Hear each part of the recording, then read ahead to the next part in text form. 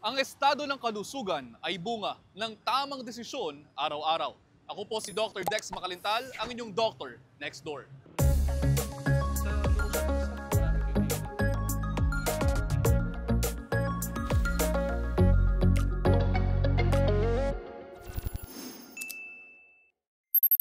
Paano kung unti-unting mawala ang inyong memorya at abilidad na mag-isip? Yan ang nararanasan ng mga taong may Alzheimer's disease. Narito ang isang kwento. Ayaw pag tinangis kay kalugur an ibluha an luha sa mata na nalinig kung daw butya. Parang anak ang turing ni Lita sa kanyang ina.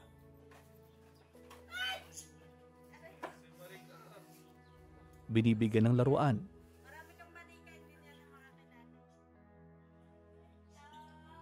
Sinusuklayan. At inaalagaan na parang bata. Yung anak ko po kasi tawag sa akin mami. Okay. Kaya yun yung ginaya niya. Alam niya po na anak niya kami, pero yung name namin, hindi na niya matandaan. Tapos yung ate ko naman mama. Kasi mama din yung tawag sa kanya. Nagsimulang tila magkabaliktad ang kanilang mundo, 5 taon na ang nakararaan.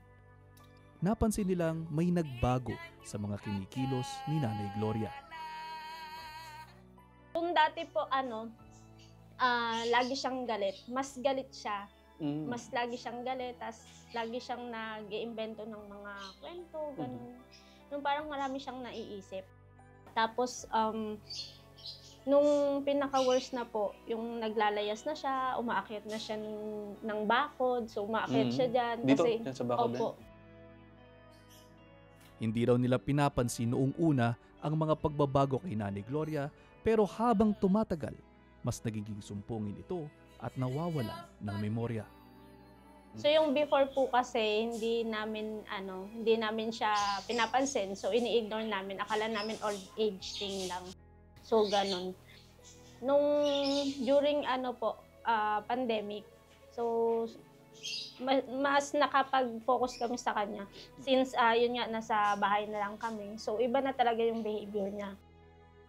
Noong 1 taon, pinatingnan nila sa doktor si Nanay Gloria at napag-alaman nilang mayroon siyang Alzheimer's disease.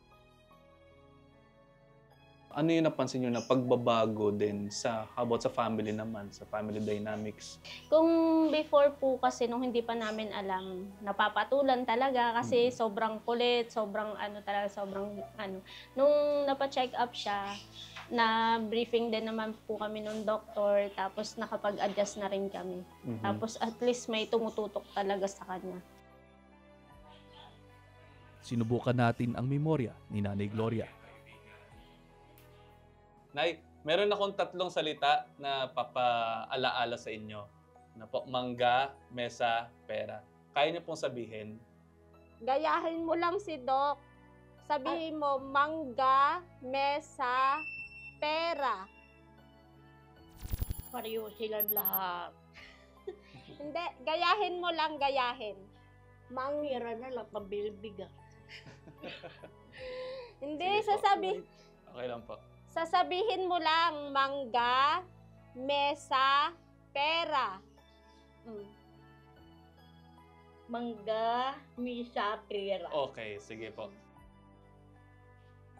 Ginawa rin natin ang tinatawag na clock drawing test na isa sa mga ginagamit para ma-screen ang pasyente para sa dementia o cognitive impairment. Okay. Sige nga po, sulat niyo po dyan, oras po na 10 minuto makalipas ang 11:00. Isulat mo daw yung 10 minuto. Ha? Isulat mo daw yung 10 minuto. I-drawing niyo po. I-drawing niyo po ang 10 minuto makalipas alas 11. 10 minuto makalipas ang 11:00 dito. Sige Dra- 10 minuto. Mm-mm. Makalipas ang alas 11 po. Sige nga po, drawing nyo nga po. Idodro yung 10 minuto. Opo, sa orasan po. 10. Makalipas ang alas 11. Makalipas ang alas Alas 11. Alas 11. Alas 12. Alas 3. Alas 4. Alas 5. Alas 6. Matapos ang clock drawing test, sinubukan naming balikan ang 3 salitang pinabigkas namin kanina kay Nanay Gloria. Nanay, ano po yung 3 salita? Ulitin. Ano daw yung 3 kanina na sinabi? Ha? Ano daw yung kanina? Yung Ha? Dali. Umuubog eh. Ano yung kaninang 3? Yung salita kanina na 3. 1, 2, 3. Sa ginawa nating mini-cog test, walang nakuhang marka si Nanay Gloria. Matinding pasensya ang kailangan sa pag-aalaga ng mga taong may Alzheimer's disease. Ano, bilang isang family member Mhm. na mayroong nanay na na-diagnose ng Alzheimer's, Mm-mm. para sa'yo, ano yung pinakamahirap na pinagdadaanan ng isang family member? Siguro iyon po yung everyday na struggle mo kasi every hour parang nag-iiba yung behavior niya. Parang ngayon masaya siya, kakanta siya.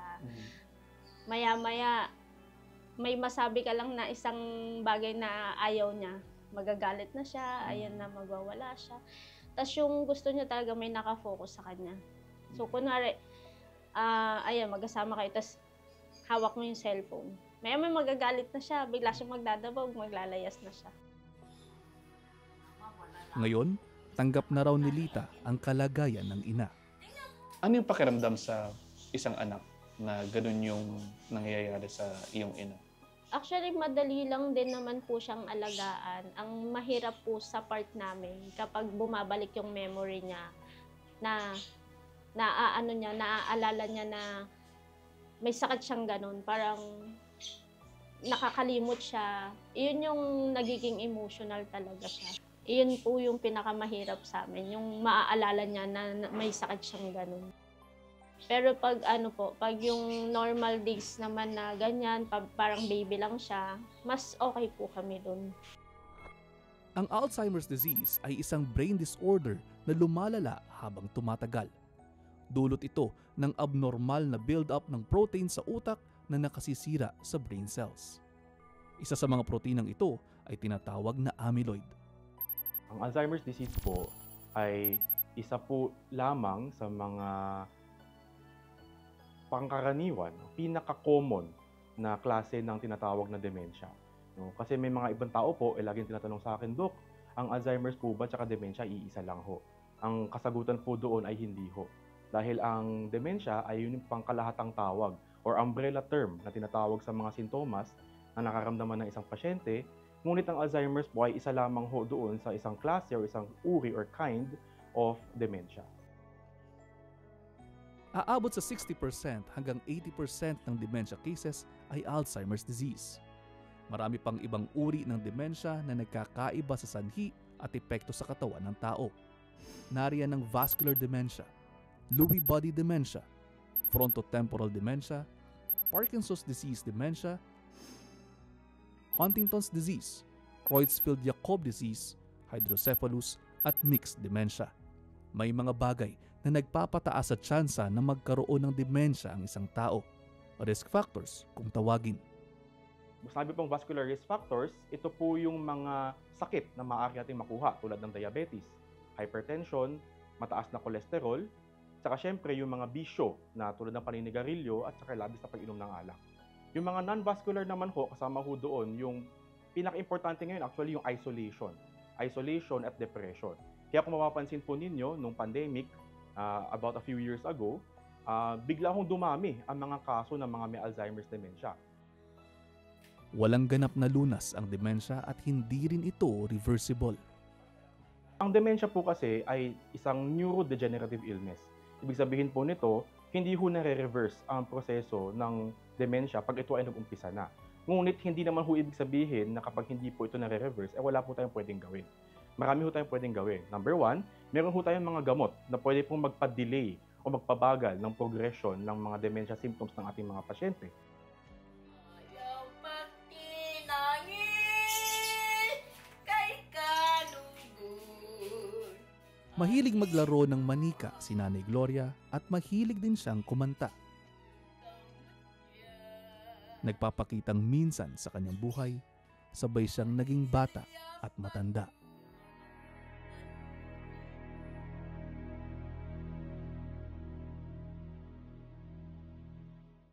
Sa ating pagbabalik, bisitahin natin ang isang tahanang umaaruga sa mga senior citizens na wala ng pamilyang nasasandalan. Tutok lang dito sa Doctor Next Door. Sa paanan ng bundok ng Sierra Madre sa Rodriguez, Rizal, nagkukubli ang isang santuaryo. Tahanan para sa mga senior citizens na nalimutan na ng kanilang mga mahal sa buhay.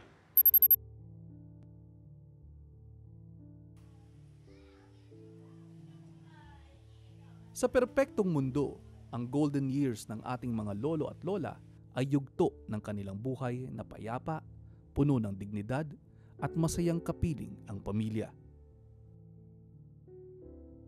Pero ang realidad ay kabaliktaran para sa iilan.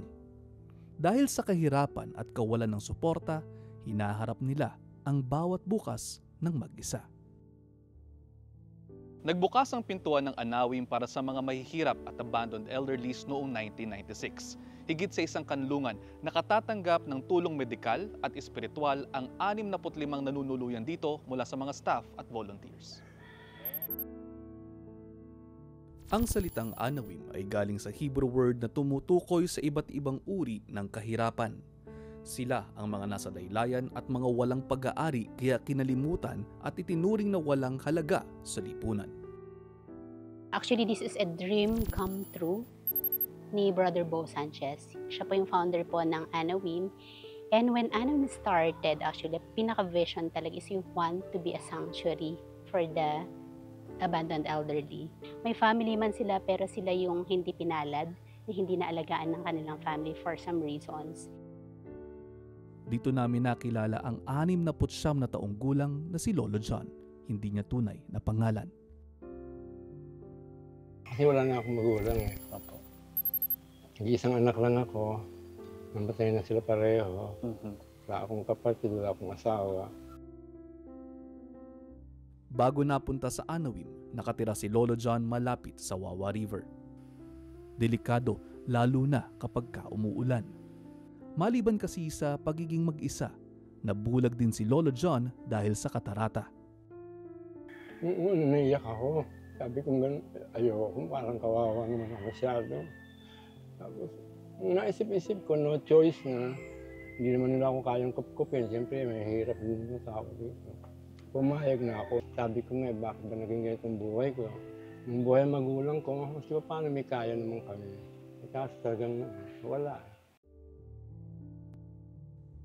Dahil sa Anawim, naoperahan ang kanyang katarata at nakakakita na ngayon si Lolo John. Higit sa paningin, nakita rin niya ang kanyang bagong layunin sa buhay. Sabi ko, ito na yata ang buhay ko talaga. Mamamatay na lang ako ng bulag. Sinagot ni Lord. Binalik niya. Kaya yun, nipangako ako sa kanya. Habang nabubuhay ako, tutulong ako sa mga lola at lolo. Sa Anawim din namin nakilala ang 66 na taong gulang na si Lola Maria, hindi niya tunay na pangalan. Dahil hiwalay sa asawa at wala ring kakayanang tulungan ng mga kaanak, na puno ng walang katiyakan ang kanyang hinaharap. I wasn't prepared for my old age. Akala ko forever young ako eh. Yun yung problema eh. Akala mo, kaya mo lahat. Kasi all my life, even during my married years, ako lahat nagsosolve ng problema. Ako lahat talaga. Nakadagdag pa sa pasanin niya sa pagtanda ay ang ma-diagnose siya ng Parkinson's disease. I wanted to live with relatives, kaso may Parkinson's ako na discover ko nung 2021. So imbis na ako yung makatulong sa pagluluto sa bahay ng tita ko or paglilinis, ako pa yung aalagaan. Kasi yung initial signs ng Parkinson's, weakness, shaking, tapos mainitin. Hindi ako pwede sa walang ventilation. Yun. Tapos, marami pang other symptoms na manifested na yun, na mahirap for them na kumuha ng maid for me. Kukuha sila ng maid para sa kanila, pero para sa akin, that's asking too much.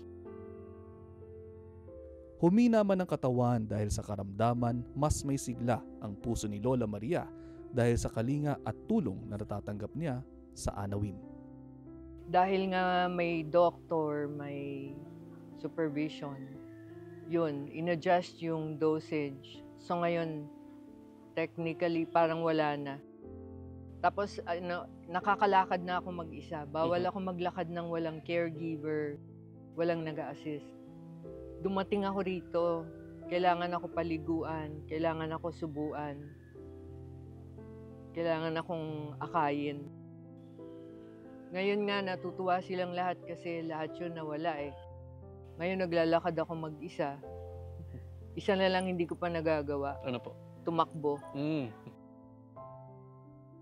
Ang sitwasyon ni na Lolo John at Lola Maria ay hindi lamang dahil sa kawalan ng suporta mula sa mga kaanak. Nakaugat din ito sa kahirapan. Sa datos ng Department of Social Welfare and Development, may 12.3 milyong senior citizens sa bansa. 3.8 million sa kanila ang mahihirap.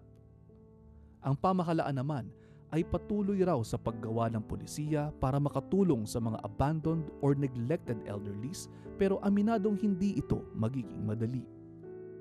Kaya isa yan sa ating mga isinusulong na pinaghahandaan na pag tayo ay gumawa ng batas for the long-term care facilities. We call this the long-term care facilities. Medyo masalimut pa yan because we have to divide that whether it's a nursing facility, ibig sabihin ay may mga sakit yung mga dapat ilagay natin, abandoned and neglected, or is it just going to be a care facility dahil wala silang ibang mapuntahan? These are two different stories, and as we go and move on, I believe NCSC is on the right path as we continue to lobby and discuss this with our policymakers. Dagdag pa ng National Commission of Senior Citizens, may mga batas naman na nakatutok sa kapakanan ng mga nakatatanda. Nagkakaproblema nga lamang sa implementasyon at kaalaman tungkol dito. Ang pinaka-challenge natin actually is marami tayong mga batas na inilagak na. Classic example, there is what we call a Senior Citizen Center Act na nagko-create na bawat munisipyo dapat merong sentro para sa mga nakakatanda. But it's not implemented fully to everyone. Pangalawa, hindi clear kung ano yung mga dapat gawin sa loob ng sentro na yan. So I think that's the biggest challenge for us to revisit ano yung mga existing na mga batas that encompasses the needs and providing whatever benefits the seniors can avail of. And then when we revisit that, maybe put in the necessary implementing rules and regulations, defining ano nga ba at papaano nga ba ito gagawin. Tinalikuran man ng lipunan, may isang tahanang malugod silang tinanggap. Dito pinaramdam sa kanila na karapat-dapat pa rin silang mahalin at bigyan ng kalinga kahit sa takip silim ng kanilang buhay.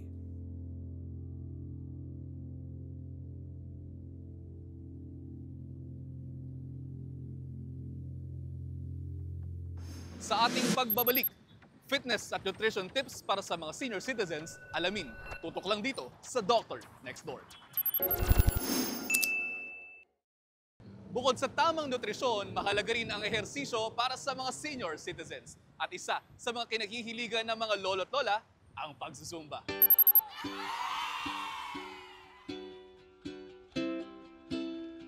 Alas 6 pa lamang ng umaga, nagsasama-sama na ang mga senior citizens sa covered court na ito sa Barangay Addition Hills sa Mandaluyong. Ang kanilang agenda, magpapawis sa Zumba.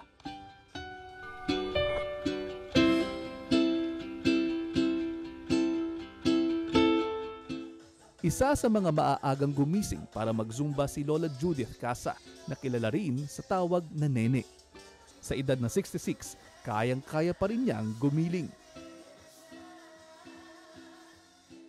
Malaking tulong yung pawis. Kasi kisa sa bahay, walang mangyayari pag higa ka lang ng higa, yung ganyan.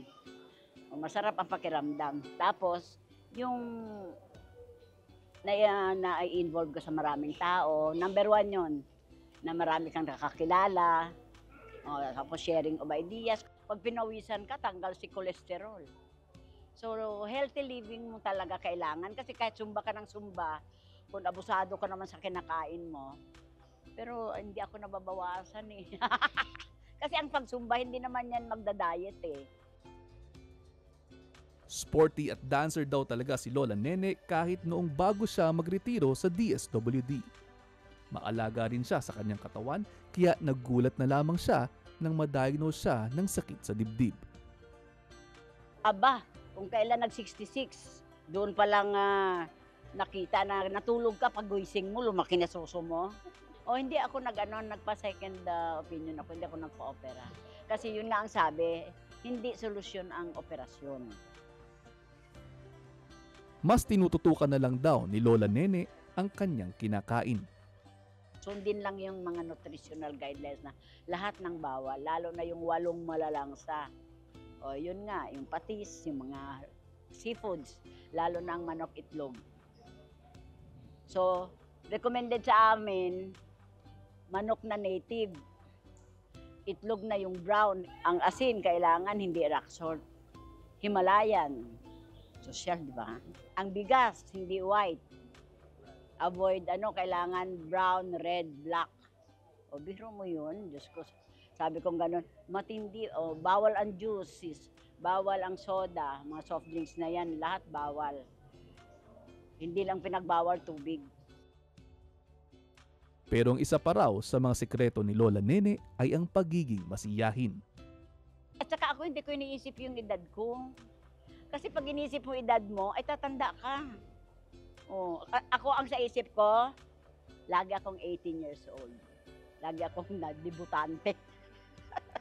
Ganun lang ako. Hinahayaan ko yung problema sa akin. Actually, sa iba, kung sa iba ito, bagsak na. Pero ako hindi. Hindi lang naman mga lola ang kasama sa Zumba. Dahil ang 50 years old na si Marisa Dumagan, nakikipagsabayan din sa kabila ng kanyang kondisyon. Hindi na niya maigalaw ang halos kalahati ng kanyang katawan matapos ma-stroke noong 2014 at 2016. Nung dati po, hindi ako makalakad, hindi ako magsalita. Binihisan ako ng kapatid ko, pamangkin ko. Malakas ang bako, itong hindi pa. Kahit minsay nahihirapan, hindi naman daw ito dahilan para mapanghinaan ng loob si Marisa. Magdasal ang Panginoon. Panginoon, palahanin mo ako. Ayaw ko. Alagain ako na kapatid mo. Magaling ako. Kailangan mo yun. Bala matrabaho ako. Hindi mo gusto nga. Nabuo lang. Maghihina ako. Gusto maglakad-lakad.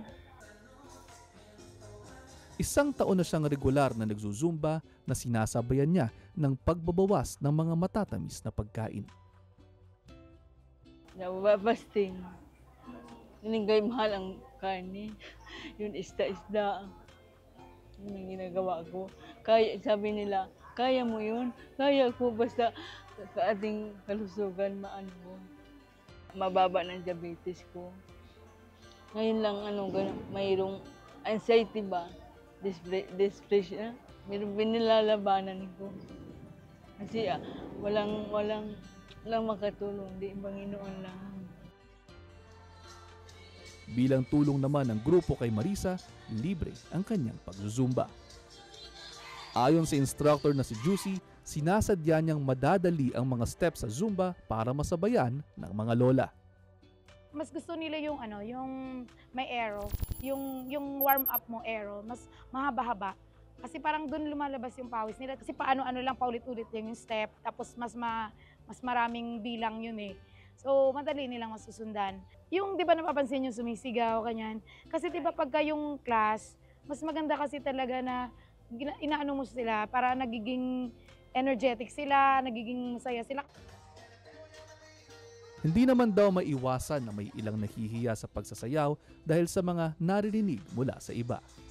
Alam mo yun, kung minsan sabihin nila, ano ba yan, sumba ng sumba, hindi naman lumiliit. Sabi ko, hindi, wag niyo pong isipin yung mga sinasabi. Huwag mo kasi isipin na tinitingnan ka or nahihiya ka kasi nga iisipin mo para sa sarili mo na mapawisan ka dyan. Sa isang oras na pagsusumba mo, napawisan ka.